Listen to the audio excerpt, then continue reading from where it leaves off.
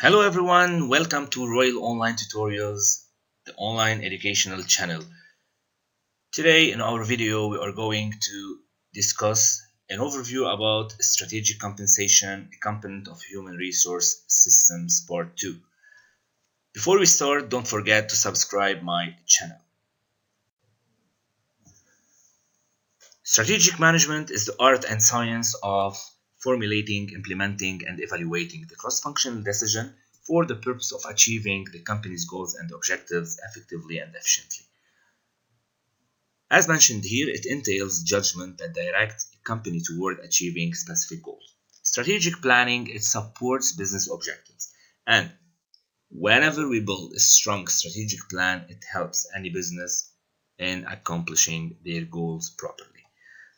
Here we can distinguish between strategic and tactical decisions. Strategic decisions guide the activities of companies in the market, such as competitive strategy, HR strategy, compensation strategy, whereas the tactical decisions support the fulfillment of strategic decisions, like requirements, selection, performance appraisal. Specific tactical HR decisions like seniority pay, merit pay, pay for knowledge. The competitive strategy. The competitive strategy refers to the planned use of company resources, technology, capital, and the human in order to promote and sustain competitive advantage. The time horizon for strategic decisions may span 2 or more years. So here, as mentioned in the slide, the planned use of company resources, it's a matter of time, competitive strategy choices. Here we can differentiate between several competitive strategy choices and competitive strategies, such as lowest cost strategy may focus on being the lowest cost producer, seller of goods and services. Suppose like between two places, so we will go and we will pick like the lowest one, giving us the lower cost at the same quality, and here we can gain advantage in terms of cost. The second one is a differentiation strategy. It may focus on offering unique goods and services, so trying to differentiate ourselves from the competitors, trying to be a part of them. How we can do it? By differentiating ourselves from them, like by being unique, by trying to offer something unique to the customers, something that the competitors cannot imitate. Another strategy is the focus strategy. It involves targeting your products to a niche market or a target audience. Through this, you can be able to serve these kind of customers and this target audience. So, targeting your product to a niche market or target audience, you will be accomplishing the focus strategy. Finally, building strong relationship between suppliers and customers. From a long time, we used to work on a traditional method, like all the customers were working with the management, and the management itself, they were working with the suppliers.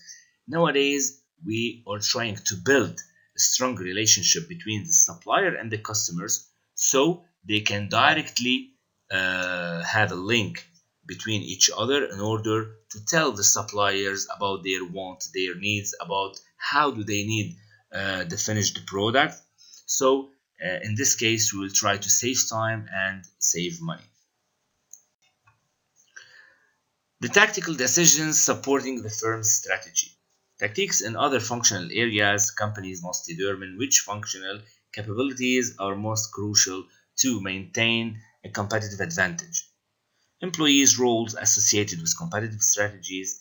HR professionals must decide which employees' roles are instrumental to the attainment of competitive strategies.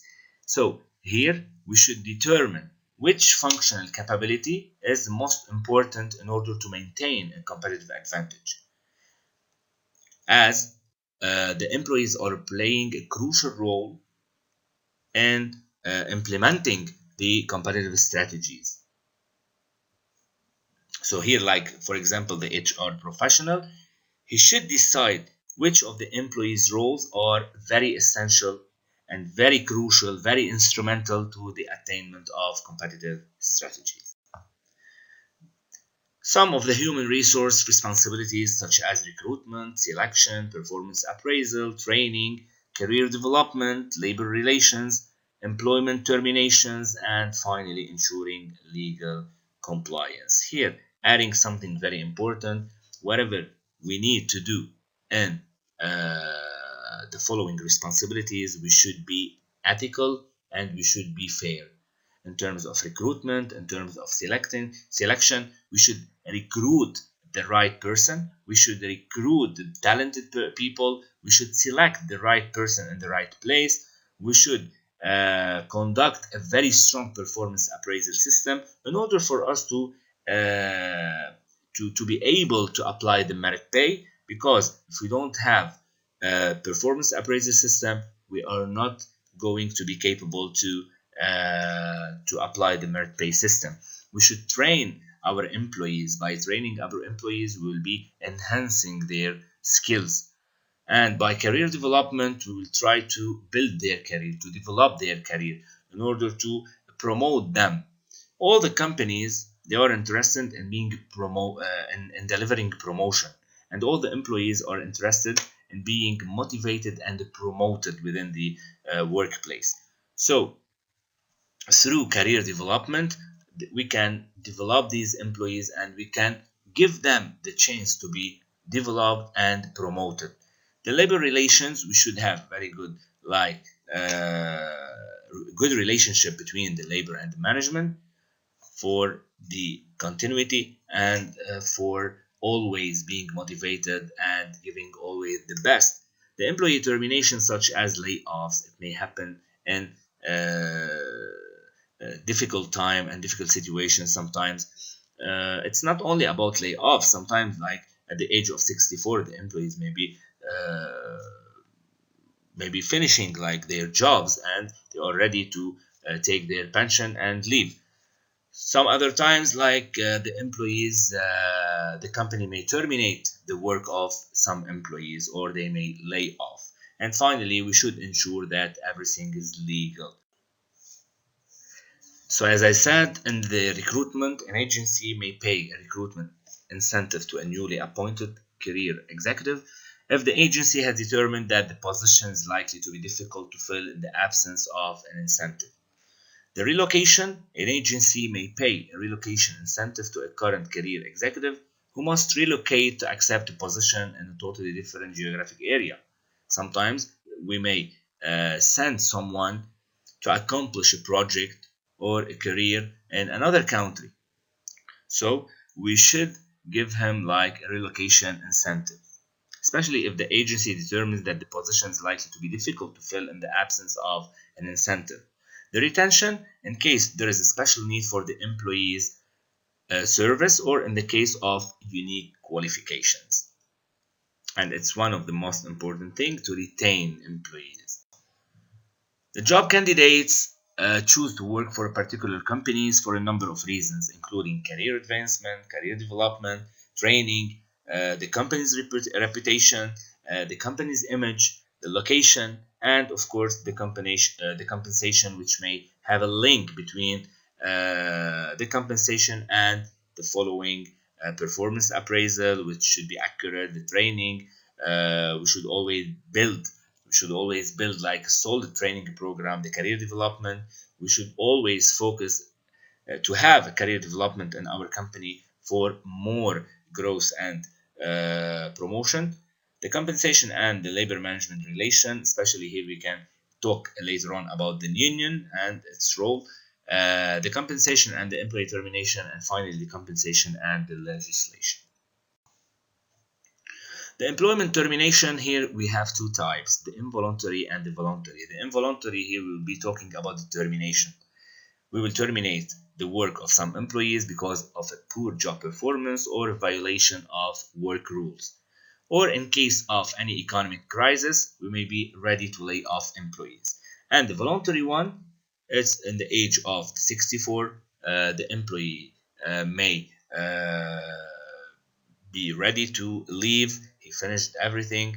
he may be ready to take his pension program, providing income to individuals throughout their retirement. And the retirement program, that's mean reducing the workforce size and trim expenditure. Sometimes you will be able to terminate or to tell the people if they would like to finish their work before 5 or 10 years. Here you will try to reduce the workforce size and you will be trimming their expenditure. The compensation goals, here we can distinguish between internally consistent compensation system. Here we can define the relative value of each job among all jobs within the company. How we can do it? Based on the hierarchy or structure of the company through job analysis and job evaluation. We may have also the market competitive pay system. It plays a significant role in attracting and retaining the most qualified employees. We can do it through examining the company's external market context or by analyzing the competitors' compensation data. So here we refer to the external market. We may analyze the data of the competitors in order to see the differences, and here we can attract and retain the most qualified and talented employees. Recognizing individual efforts, recognizing the differences in employees' contribution, how much they are contributing. Companies recognize these differences by paying individuals according to their credentials, knowledge, or job performance. As much as they earn more knowledge, as much as they perform, as much as they will be contributing and they will be recognized for their efforts. Individual contributions, here we have three kinds of structures: the pay structure, the pay grades, and the pay ranges. The pay structures, pay is determined by employees' credential, job knowledge, and job performance. So as much as you have knowledge, as much as you perform, as much as you will get paid.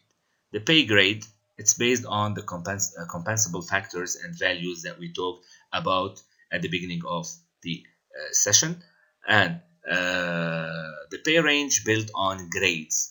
Use midpoints, minimum, and maximum. How much you are doing. You're doing good, you're doing average or moderate, or you're doing in the minimum level. Finally, what do we mean by stakeholders? Stakeholders are people holding stakes within the organization, individual or entities directly affected by compensation practices.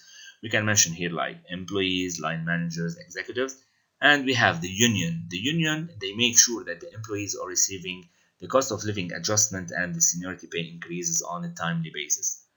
And we do have the US government, which may design the legal pay and benefits practices. Thank you guys for watching my channel.